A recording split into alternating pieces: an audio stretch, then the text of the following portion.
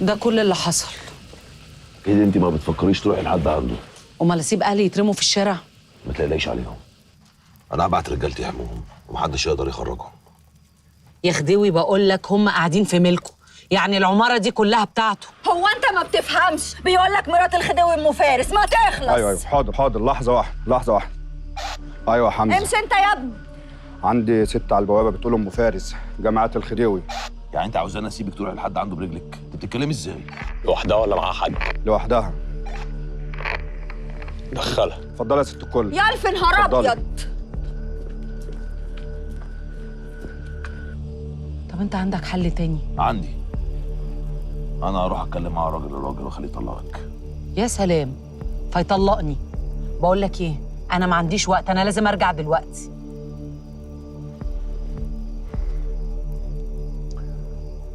بس انا مش عاوزك تمشي. انا ما عنديش حل تاني. طب انا اضمن منين ان هو مش هيأذيكي؟ اكيد الموضوع ده ملوش ضمان، بس انا بفكر ان انا اخد معايا مفاتن. فاتن ايه؟ فاتن هتعمل لك ايه؟ فاتن مش هتقدر تعملك ايه؟ يعني عشان ما احسش ان انا لوحدي، وحد كده يحسسني بالامان، يعني حاجه من تبعك.